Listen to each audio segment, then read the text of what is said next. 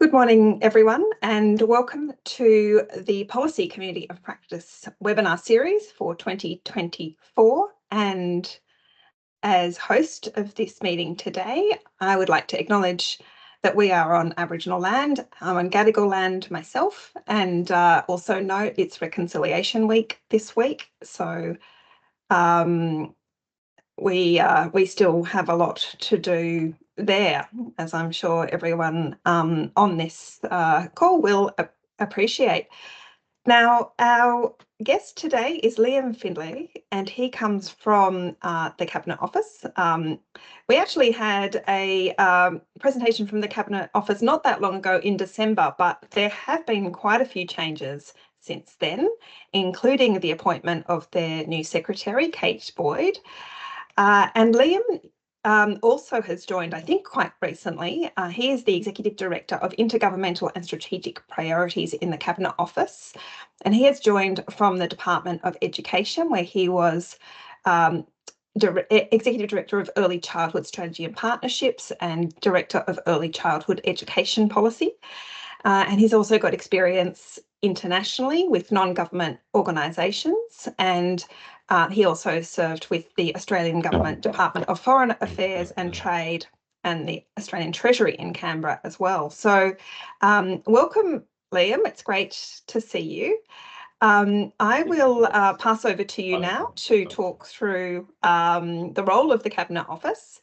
And just for our audience, if you can keep your microphones on mute until we get time to the Q&A, so that we can keep the noise to a minimum. Lliam, over to you. No worries. Thanks so much, Louisa. Good morning, everyone. It's wonderful to be here. Let me also acknowledge that we're on Aboriginal land. I'm on the land of the Darkinjung people this morning. I'd like to pay my respects to elders past and present and the emerging young leaders of the future, and to extend that respect to any Aboriginal colleagues joining the call today. It's a real privilege to live here on the Central Coast. There is a big and strong and really fast growing Aboriginal community here. I know many of the leaders in this community, and they're doing really extraordinary things on health, education and community development. So I'd like to pay my respect to all of that vital work. As Louisa mentioned, it's also National Reconciliation Week, and the theme of that, now more than ever, I think remains really pertinent for all of us. The fight for justice and injustice, which Aboriginal and Torres Strait Islander people continue to experience every day, goes on and is a vital and important fight. Actually, I think we've had a kind of a quirk of scheduling here. I'm actually speaking at the same time as it's a really important panel discussion going on at the Sydney Opera House. I know some people have been lucky enough to get down there. Shane Hamilton leading a panel discussion on Reconciliation Week, which is wonderful. So I will definitely not hold it against you if you have access to that live stream and you kind of exit stage left. This one will be recorded, so all good if you have just realised, oh, I should be in that space. If you don't and you want to hang with me, that's fine. We'll talk about the role of the Cabinet Office, and I'll answer your questions as well for a little while after I finish talking. So, look, thank you, Louisa, for the kind introduction. And I think that sort of sums up me and my career in a nutshell. I think the only thing I'd add to that for your context, the role that I have, ED for Intergovernmental and Strategic Priorities, bit of a mouthful, but it does what it says on the tin. So it's about intergovernmental priorities, the big issues that go to National Cabinet. That's the focus of me and kind of half of my team. And the other part is the focus on the big strategic priorities of government, those kind of transformational goals that the government has set for itself. And I'll give you a bit more about that later on. Apologies in advance for my croaky voice. I've got 2 kids in primary school and it's winter and it's kind of inevitable. So bear with me. Hope you can hear me okay. Look, real pleasure to speak to you today about the role of the Cabinet Office. As Louise mentioned, Kate Boyd is our new secretary, or sort of new secretary, although she's been in the Cabinet Office for some time. And look, she's been doing a bit of this lately, talking to people about the role of the Cabinet Office. I think she's been doing it really well. So I'm going to cover some of that ground but I'll also try to give you my own perspective and maybe a bit more detail in a few areas as we move through the conversation this morning. I'm going to cover three things. Number one, a little bit about the history of the Cabinet Office, talk a bit about now and what some of the priority focus areas are for the Cabinet Office and our work, and then lastly, look ahead to what might be coming next. And then, of course, take some of your questions. I'm going to do it without slides, which is uncomfortable for me, but you know, let's give it a go. I can think without PowerPoint. So history. The Cabinet Office is technically a new agency, but it does have a long history. It started way back in 1922 with what was at the time known as the Cabinet section of the Premier's Department, and its function was to provide some secretariat to Cabinet and also policy advice. For the first time in 1988, Cabinet Office actually became a standalone agency alongside the Premier's Department. I was in kindergarten, so that gives you a bit of a sense about my kind of age. Seems like a long time ago, but just the point I think is that we've been here before. Cabinet Office has been a thing in New South Wales previously. The structure back then was actually strikingly similar to what we have today. So it had a Cabinet Secretariat and Legal Branch, which is basically in today's speak, the Office of the General Counsel. There was a Social Development Branch, which now is a Social Policy and National Reform Group. That's where I sit. And at the time, a Natural Resources Group, which is kind of analogous to today's Economic and Environment Group. My understanding is during this period, TCO was very influential and had quite strong support from the then Premier to focus on the really big picture reforms confronting New South Wales. And this actually continued as the structure and the focus of the work for TCO until about 2007.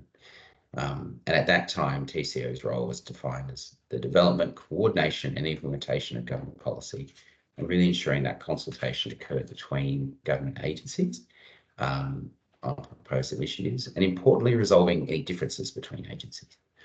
And often that work was done through chairing or participation in intergovernmental committees, task forces, things like that. TCO, of course, at the time also assisted the Premier with its, the government's legislative work, the work of Parliament, and the decisions involving the appointment of ministers and changes to machinery government.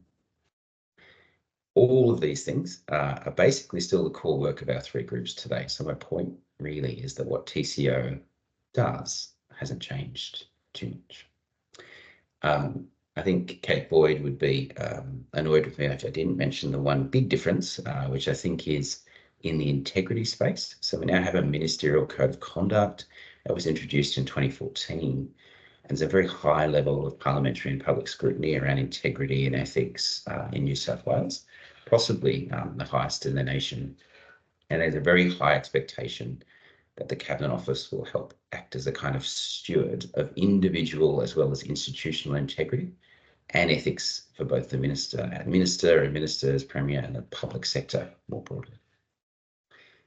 So let's talk a bit more about today. So we've done a bit of the history, and there might be some differences in TCO's role now as a slightly, newly minted organisation, or a kind of reinvented version of its previous self. We have a new purpose statement, which I think is a really good summary of our role. I'll make sure I get it right, but it's simple and easy to remember. So leading policy, strategy and integrity at the heart of government. It sort of sums up what we do. I always like to add to the end of that we do all of this leading of these things for the benefit of the people of New South Wales. The Premier, when he re-established the Cabinet Office and the Premier's Department as standalone agencies, was actually one of his first acts upon forming government. And when that was announced, he said, and I quote, he wanted to restore robust cabinet practice and decisions informed by expert policy and legal advice. In other words, he wanted to have more policy thinking and capability at the centre of government. And I think that's something that's been a bit less in focus in recent years. And I think previous governments, it might be fair to say, have been a bit more minded to prioritise accountability for effective delivery. although that remains very important today. And I think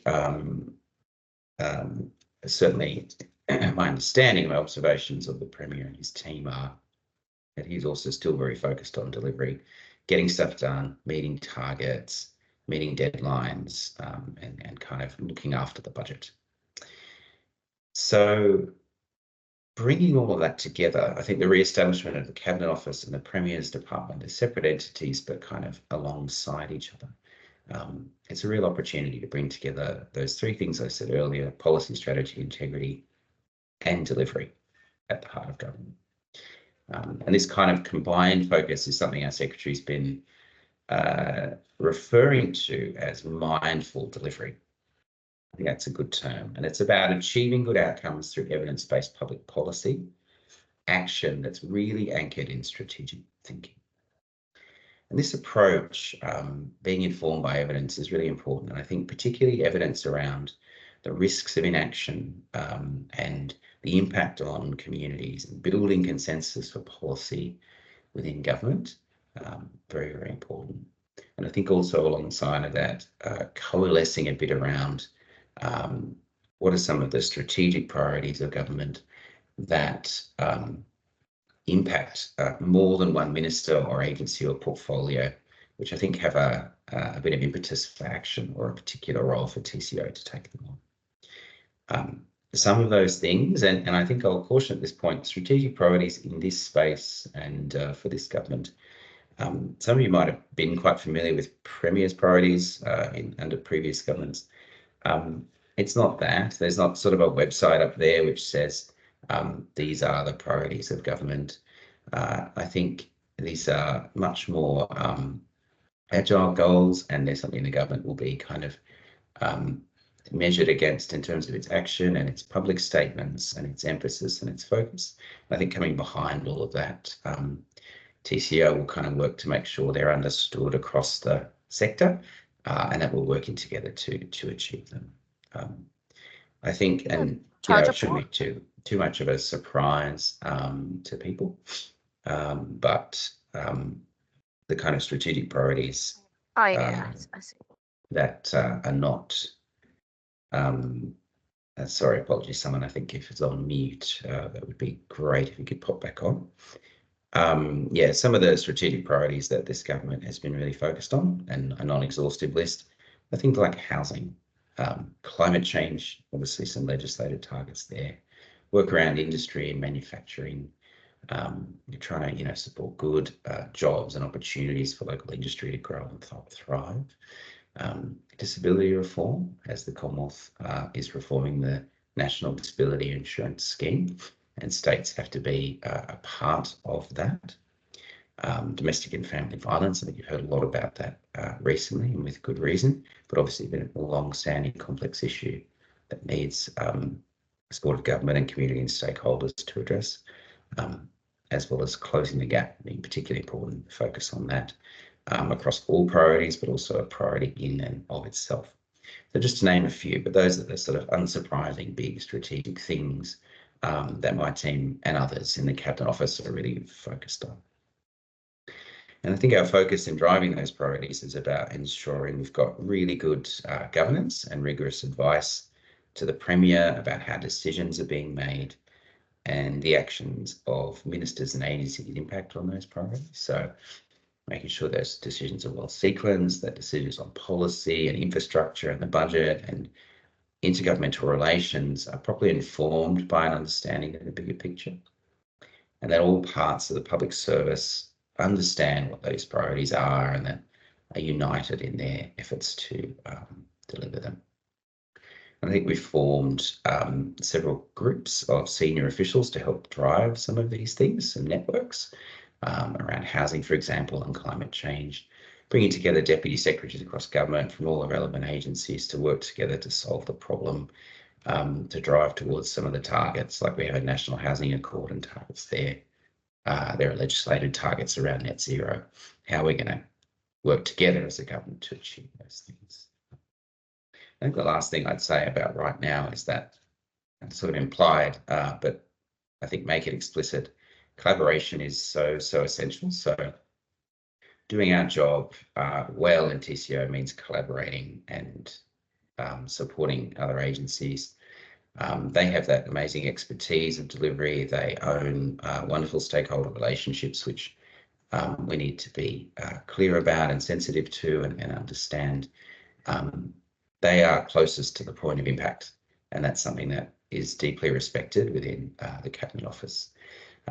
So for us, it's about giving the context and the broader kind of picture, sharing in problems that we're facing together and respecting strengths and expertise, and sharing any knowledge or information we have about the workings of Cabinet or government or the overall strategic picture to make sure we're on the same page and to really enable and help other agencies to do their jobs.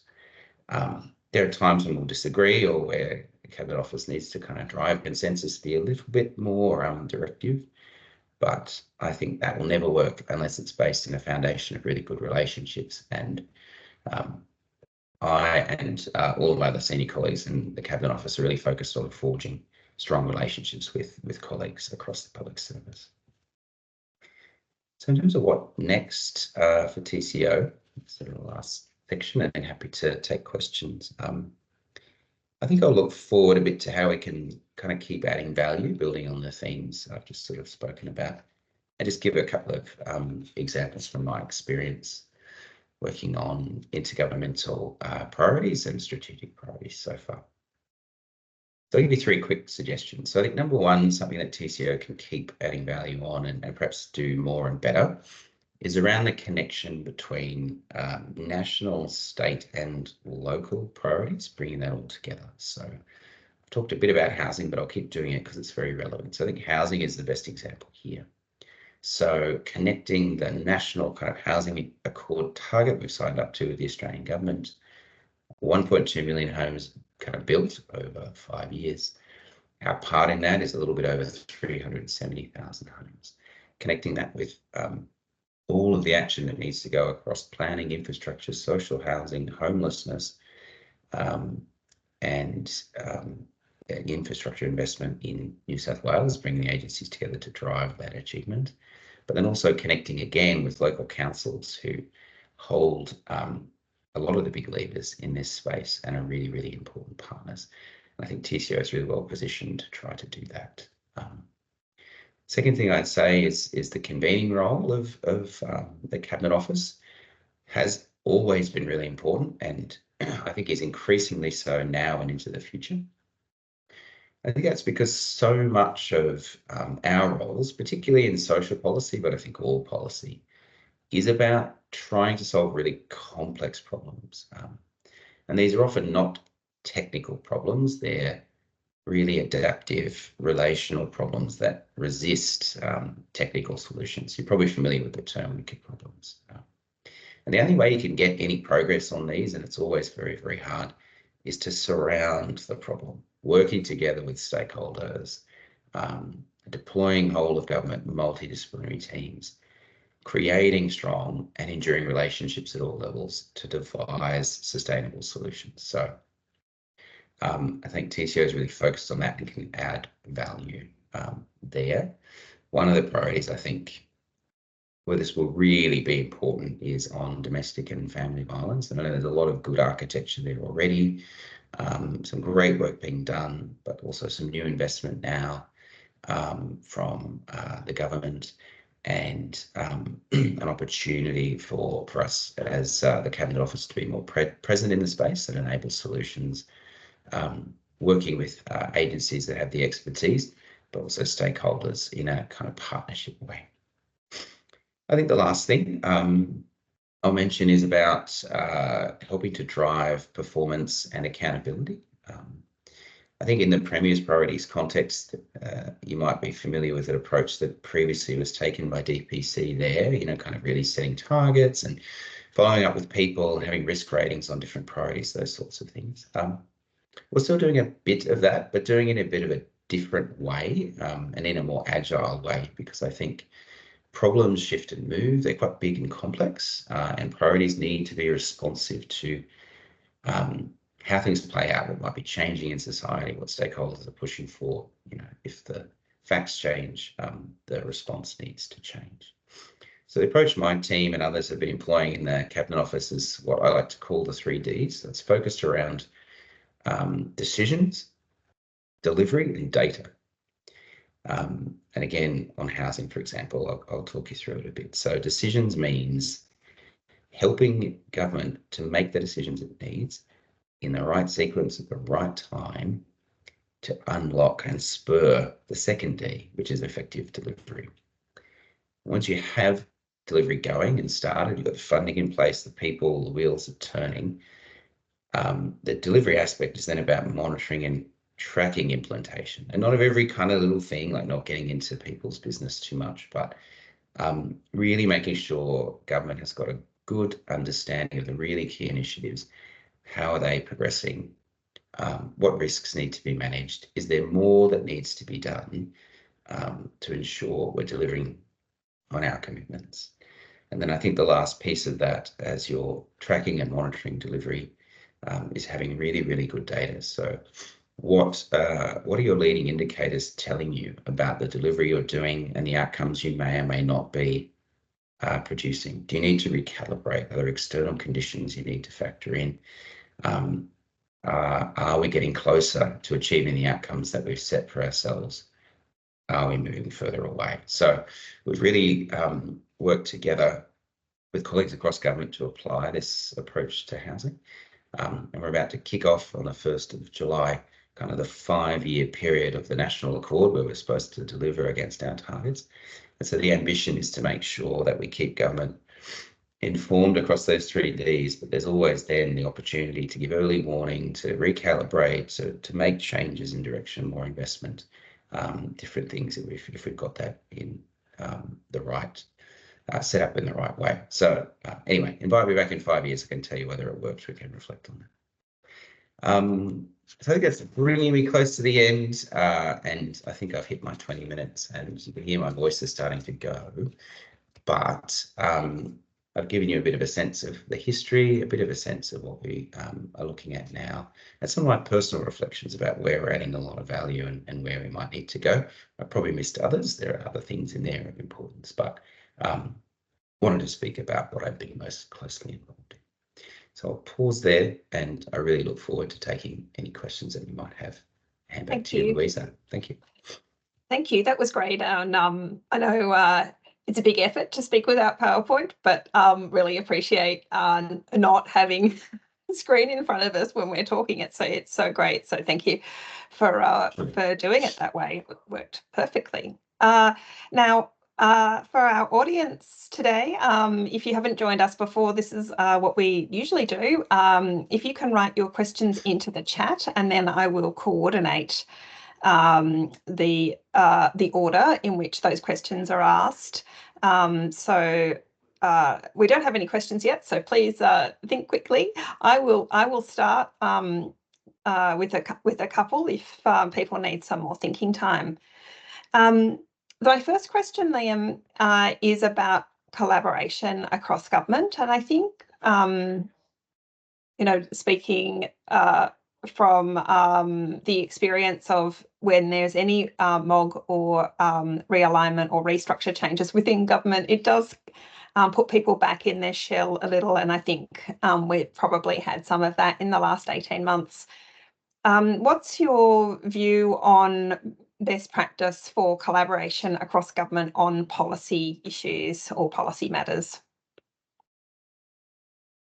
Yeah, thank you for that.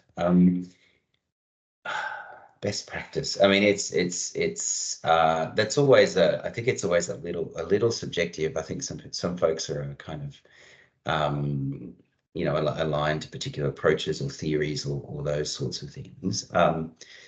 But let me give you a sense of some of maybe the elements that I think might make up a really good approach and things that I employ. And I welcome feedback on that. I think at the absolute heart of collaboration,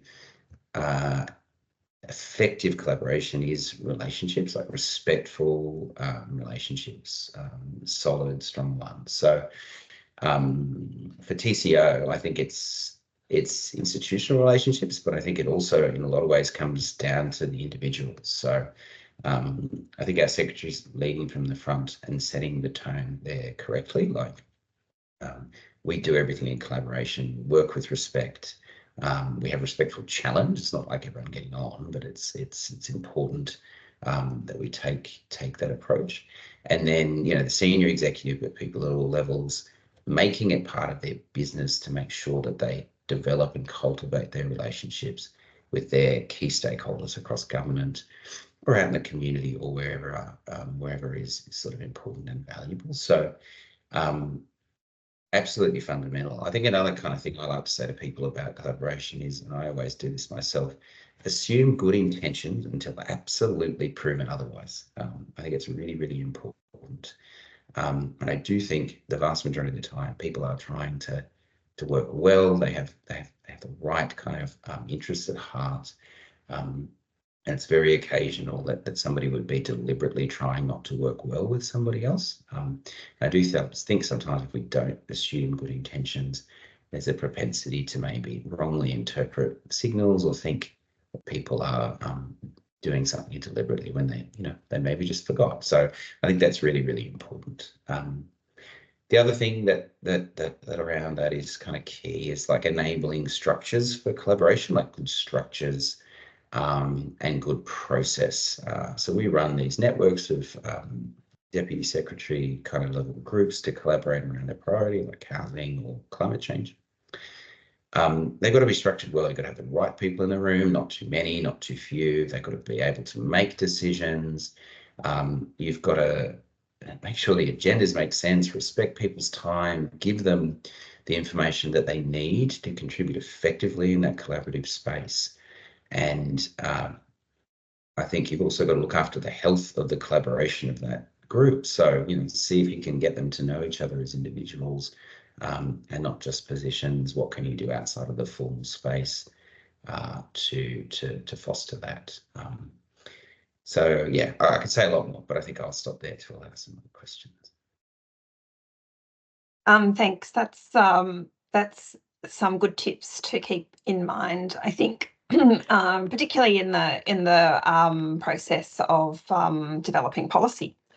Now, we are having some technical difficulties, but I think we will be able to overcome them. I have one more question for you, Lliam, and then we'll have a question from Elizabeth Robertson next. So I may need to say your name out loud before asking you. But my last question for you, Lliam, from me is in the intergovernmental space and with National Cabinet.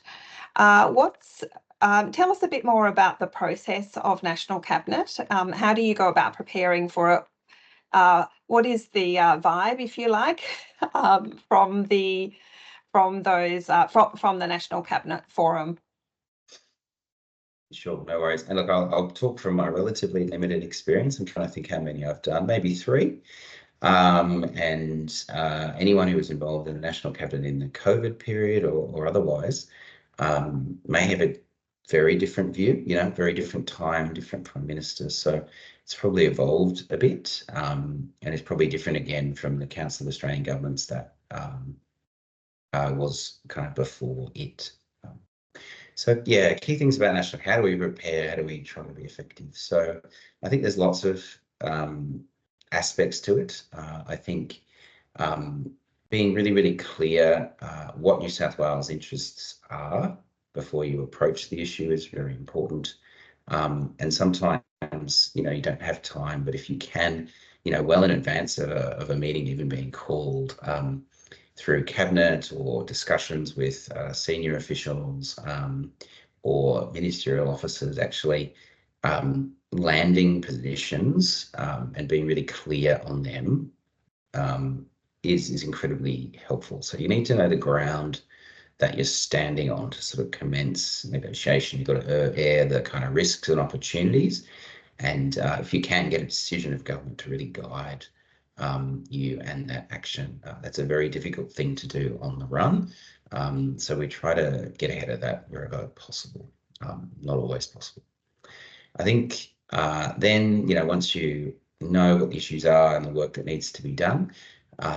Getting that detailed information from the policy areas, the kind of agencies out there in the sector who know the space back to front, absolutely crucial, so we can prepare the right briefing for the Premier to go into that space. So we have long-standing existing relationships in my intergovernmental team, but also in the policy teams that work hand in hand with them, with all the agencies across the sector, so that we can do that rapidly. We're never going to be experts in TCO, but it's very important that we know enough to be useful and helpful and valuable about the different areas of policy or the funding agreements tied to them, so that we can effectively interpret all that information and kind of package it up for the Premier to kind of be really effective in the room. I think the other really key thing is that work with the Commonwealth at the officials level, and also states and territories. And I think there's things you can achieve all together in the lead up. So we have meetings of deputy secretaries in the lead up to kind of thrash out issues and try to structure things up with the Commonwealth. But there's also separate ones, just states and territories without them present, Commonwealth present through the Council of the Federation process. And I think that can be really useful. Like if you can align across all jurisdictions on a particular position, like this is the states and territories position, then that's even more kind of powerful if you're going into a national cabinet room and having a negotiation. And some of that can be done privately and kind of in a under the radar way, or a kind of, you know, direct channel. But then sometimes it's appropriate to use and build pressure publicly as well. And I think recently you might have seen the Council of the Federation releasing, you know, some sort of records of its meeting around the issue of disability reform.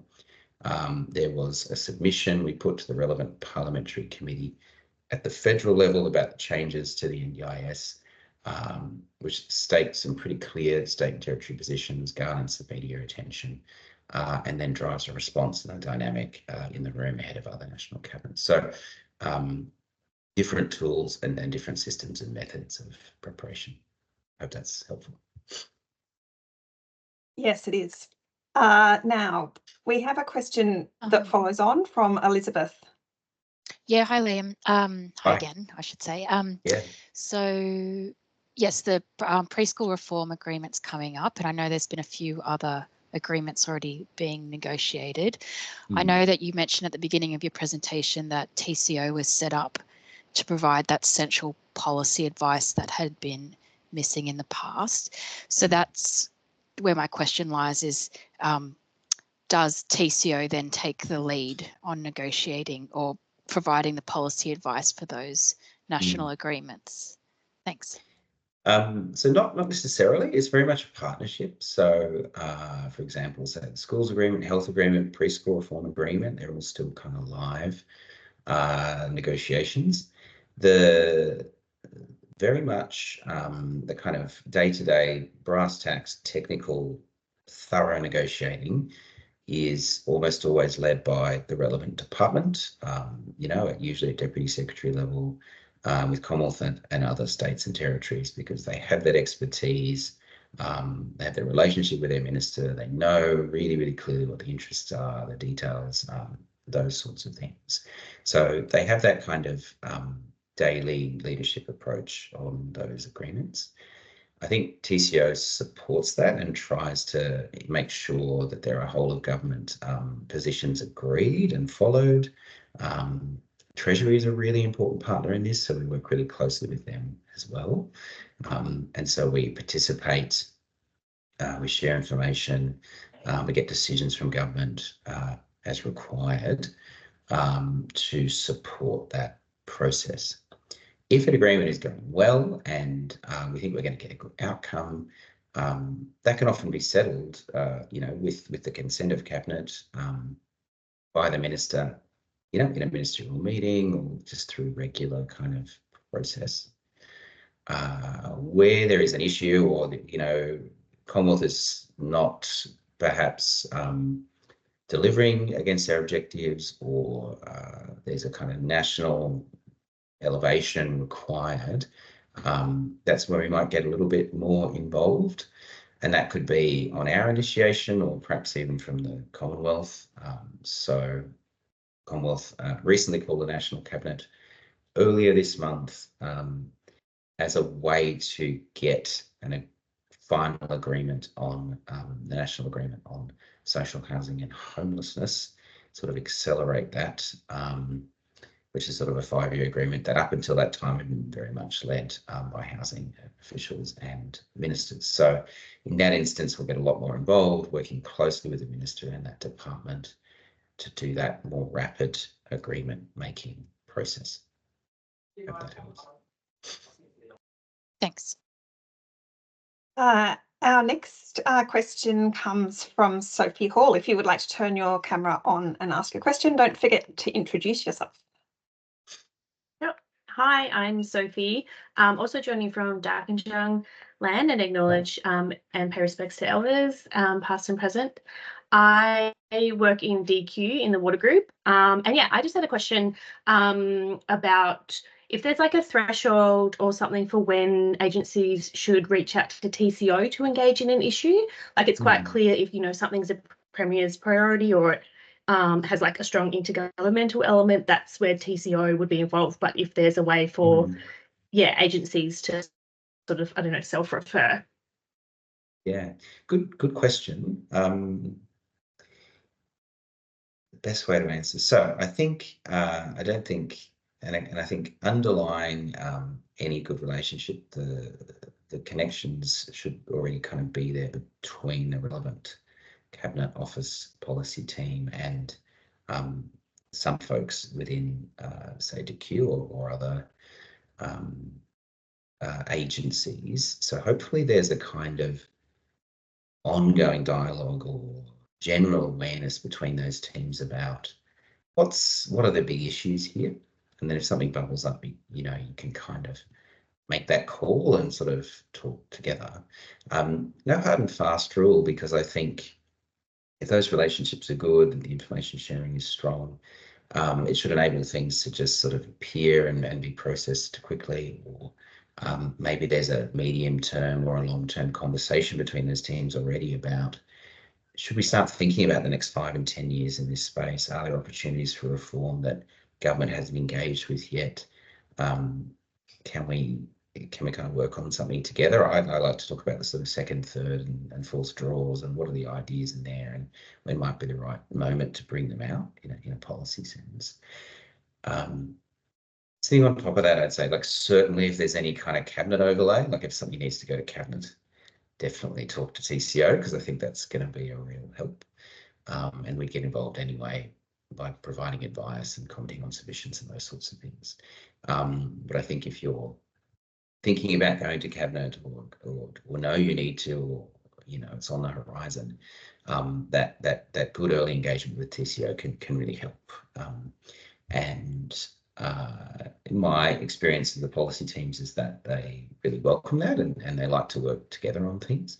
And the benefits we can provide are, we just see so many submissions. We work on this stuff we know how to draft something, what will land well, what will get a good kind of conversation going, how's it going to connect to other things. So they can really help you, obviously the core of a submission, which is agency led, but they can help you with those kind of nuances as well, which I think can make a submission more successful. Yeah. Thanks, Sophie. We now have a question from Sarah. Would you like to come on and ask a question, Sarah?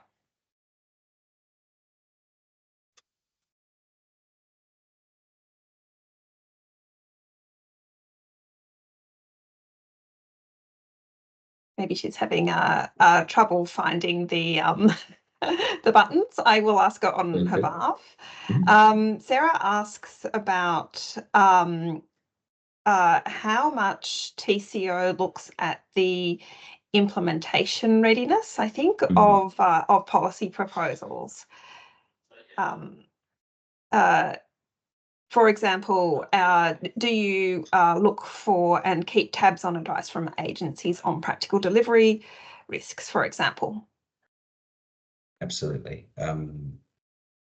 Yes, and really good question, and absolutely vital. So I think anybody in a central agency now who does not immediately ask about implementation or immediately start thinking about implementation when it comes to new policy ideas, proposals of government, things that are kind of coming across the desk, it probably has been like living under a rock for a little while. So I think we've seen that the danger of not doing that, particularly at the Commonwealth level, writ very, very large robo-debt, for example, but even before that, people might remember under Kevin Rudd, the kind of pink bats scheme.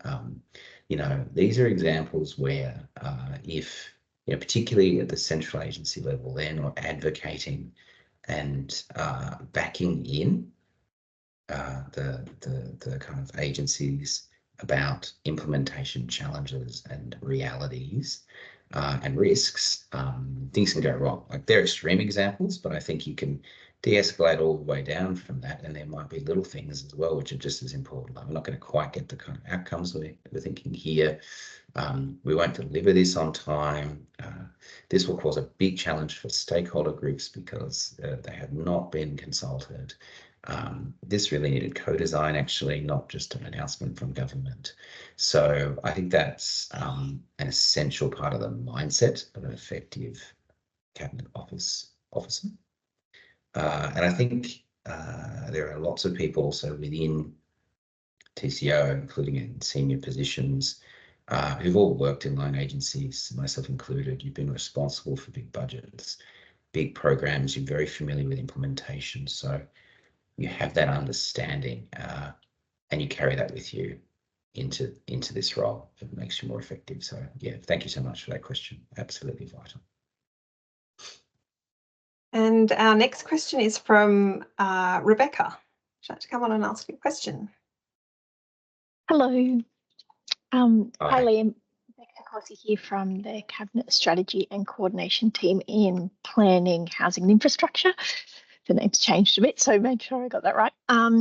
Yeah, my question is comes from a cabinet process, I guess, place, but even just more generally, wondering if you have a view or opinion on how we best balance kind of the need for effective consultation and really thorough kind of thinking around policy development with, you know, that kind of stronger political impetus that comes from the, you know, the parliamentary part of government. You know, it comes up in the cabinet process all the time, but, you know, maybe more generally as well.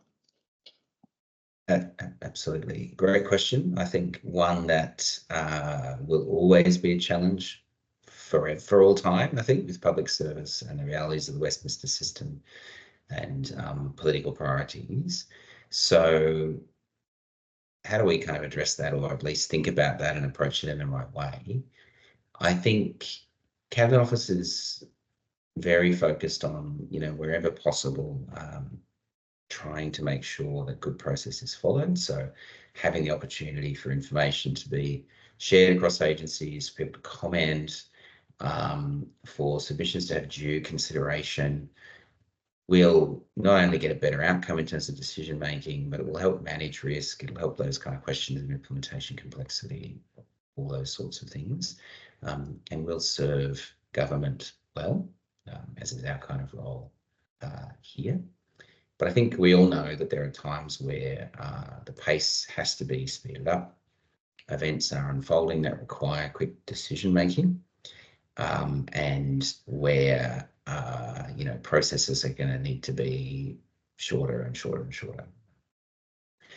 I think in those instances there are lots of things that will help. So if pre-existing relationships are good and strong, then you can do that rapid consultation. It'll never be perfect, but you can do it. You can have issues considered and resolved quickly. You can actually get a good way towards making sure you've covered off all the issues and the angles in rapid succession. And I've seen some examples of that over the 9 months that I've been here. And without good pre-existing relationships, it would be very, very hard. I think it's also a job of good public servants to anticipate look and think ahead about what the issues might be, so that you're ready if the time comes. There's very few things that have not ever been considered by anybody ever, and I think where there's good corporate knowledge, or where policy teams are surfacing or withdrawing and then resurfacing issues and ideas and solutions, and kind of keeping those things warm, they're going to be well served to be really ready to be influential at that moment, and they're going to have answers which are more thorough and rigorous and tested under pressure.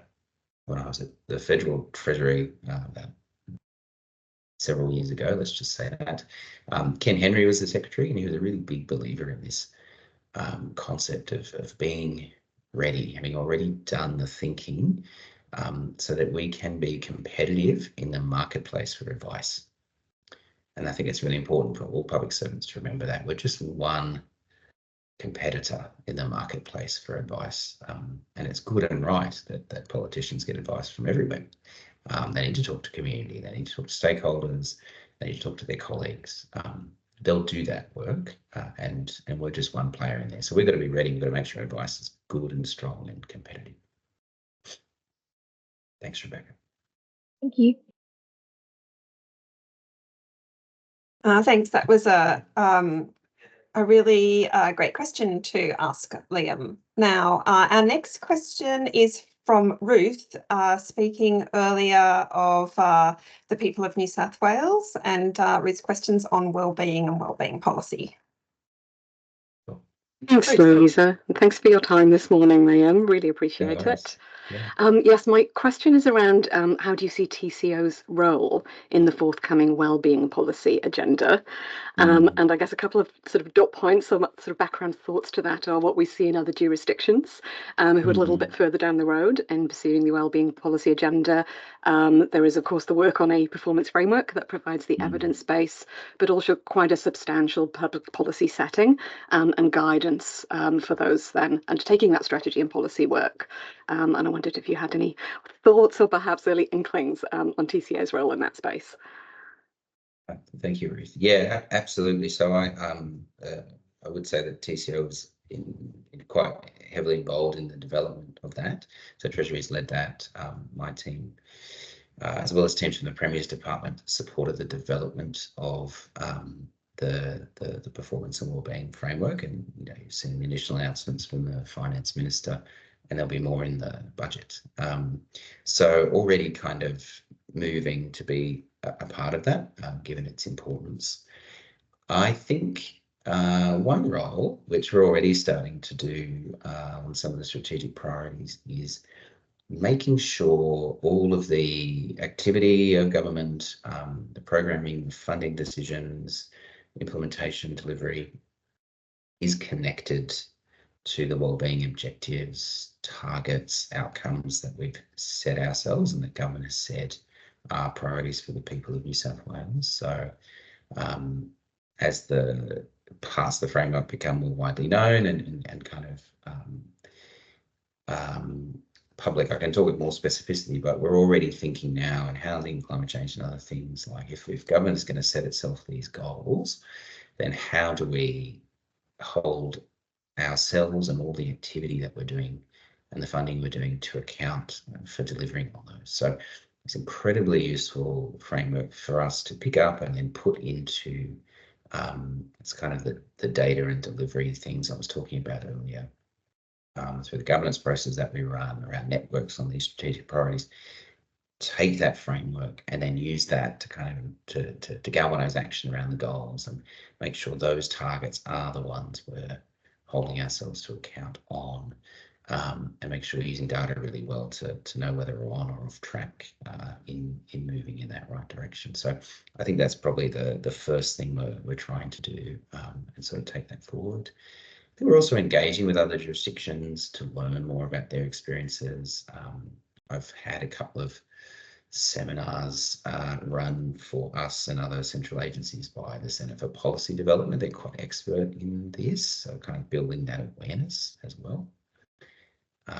So I think the other thing is probably the cultural piece, like making sure that the culture of the agencies and executives is focused around well-being and our contribution to promoting and growing that within New South Wales. So I'll pause there. I could talk about it for a while, but they're kind of the key things.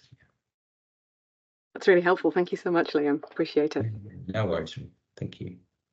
Now we have a question from the chat about new policy proposals for the next New South Wales budget. I think we're barely through this budget, but it's good that, as Ken Henry said, we should do the work in advance and be prepared. So turning our minds to next year's budget, how will TCO work with Treasury in assessing NPPs for the next budget process? Yeah, sure. So I think, and this is sort of a well-worn path, like we work with Treasury to provide that advice. And look, sometimes there's alignment, which is great. Sometimes not, though. Like, we try to formulate our views independently as well to give government a broad picture of what and why they are making different decisions. I think something I would like to see, maybe this is just me using a platform, but in terms of the approach to advising on NPPs, the process of preparation, how we work together to make sure government is deciding on funding the right things. I would like TCO, but also with Treasury and other agencies, to be much more involved in promoting cross-agency NPPs, not just this is my silo and my minister and my thing, but actually multiple agencies coming together to say, this is the problem we're trying to solve. We know we can't solve it in a silo. So the 6 or 7 of us are going to do these things together under this budget to deliver these outcomes. And I think that's really, really important as problems become more and more multi-portfolio, more complex, more intractable. We need a process that is not only sort of supportive of that, but enables it and kind of promotes it. So I think, to me, that's something I'd love to see more of in future budgets. We've done it effectively before. A bit biased because I was part of it, but anyone who's worked on the Brighter Beginnings initiative, that is a really good example of something where health and DCJ and education and central agencies came together to think of what are the kind of 5 or 6 top things we could do right now for development of children under 5 to help the most disadvantaged children in our community. And how can we kind of package that up as a unified response for government? And it was very, very successful and continues to this day, and sort of bipartisan, has been continued by this government. So more of that, please, would be my plug. That sounds brilliant. I think we probably have a fair bit of work to do in that area, because I can, for every success, I can probably think of a number of cross-portfolio budget submissions that have not landed a result. So definitely probably a role for TCO potentially leading those types of things across government. Now, speaking of incentivising investment, we have a question from Lopa. If you'd like to come on and ask your question, please. Thanks. Thanks, Lliam. So I'm Lopa. I'm from Emissions Intensity Reduction Branch in DQ. We work with industrial stakeholders, particularly mining and manufacturing stakeholders. We fund their pre-deployment and deployment projects that can help decarbonize these sectors. And what we've realized is that these sort of projects require significant level of funding and initiatives to make a dent, because they contribute significantly to the state's emissions. And we've been working with exploring avenues to, speaking of collaboration, like collaborating with federal agencies, relevant federal agencies, so that we can have a more joined up approach in co-funding, co-investing certain projects, so that really kind of makes a difference, significant, meaningful difference. But there are a couple of factors that we've observed have hindered progress in this space. First is, Commonwealth agencies have focused on federal initiatives overlooking potential co-funding avenues with limited, proactive steps in announcing funding independently rather than having more joint up approach. And secondly, we've observed that probity is a concern because, they have their own grants program and we have ours. So if we have a joint up approach, there is this major risk, and fair enough in terms of probity challenges and sharing information about the stakeholders. So I was just wondering, speaking about, collaboration between state and Commonwealth, if there's any role that TCO can play or any other advice that you can provide. Thank you. Yeah, very happy to talk about that. I think you've outlined a kind of enduring challenge of our federation. Governments wanting to do their thing, announce their bit, cut the ribbon, and then different rules around money, different process around grants, different, really complex. Early childhood was one of those spaces where I worked, which is incredibly complex.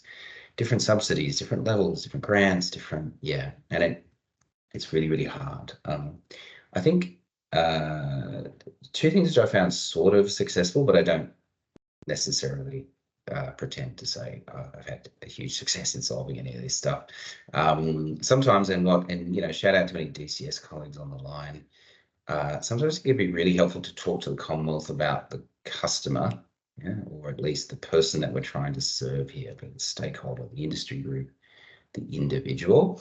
Explain that as governments, if we're not aligned, if we're not working together, we're just making it harder for people or industry or business to achieve anything or to do what we're kind of asking them to do. The incentives get muddled, the information asymmetries are too high, the barriers to participation go up and up and up because it's just all too hard. And sometimes that can have some cut through, and sometimes can open a channel of engagement where you can say, well, let's think about this customer, how can we serve them together? But not always. Another approach that you could take is to try to, rather than sort of accepting, say, this money for this purpose, or here's another grants program, you guys participate. Maybe you can open the conversation about, could we actually have a structured funding agreement for this instead? And could we decide what the funding model is? And then we can all work out ways for everyone to get credit for different projects. But actually, if we come together and say, you need us to run this function for you, or the states are really well placed to do this thing, let's have a structured agreement, a structured funding. So, imagine if the Commonwealth funded each school individually without a schools agreement. What a nightmare, right? So can we think about those structures and systems around, some of this stuff rather than lots of individual grants. So TCO can help with that sort of thing. I think there's a big opportunity and challenge coming with the Future Made in Australia Act and stuff. And I think we're just now starting to open those dialogues, and it's early in terms of the positioning and the processing. So I think big investment, which could deliver big things, but I think now's the time to make sure that, it's not done in a really fragmented way, and happy to help with it. That's great. Thanks, Lliam. No worries. Thank you. We are rapidly heading towards our 11 a.m. deadline. I did have a question, though I wanted to ask. So, Liam, you have to be really fast on this one. Sure. What's the role for universities and academics in policy development and cabinet decision making? Yeah, sure. So I think there's always a role for that. Like, we need to find and utilize the latest evidence, the latest thinking, like those sorts of things. I think the disconnect can sometimes come between the particular mode of communication and the way that academic work can be presented. Is it particularly dense? Is it very niche? So I think there's a kind of translation piece, or structures of collaboration between the academy and the public service that need to enable that transfer of information so that it has influence where it might be needed. Some academics are just great. They transcend that boundary and they write things which are profound and will be influential. If you haven't read The Care Paradox, you should Google that and read it. That's an amazing piece of writing, which I'm still obsessed with.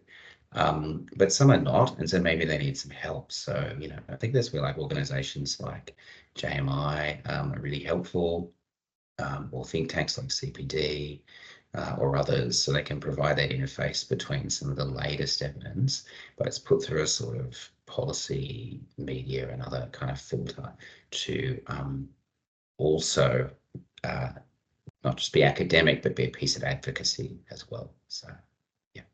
Thank you. So we're at time. We did get one more question, which is how to reach out to the Cabinet Office. And I think probably the best advice, Lliam, is for any policy staff to get in contact with the director. The director will know the key contact points in the Cabinet Office and probably whether or not it's something relevant to raise with the Cabinet Office. I wanted to thank you for your time today and for engaging with us so openly.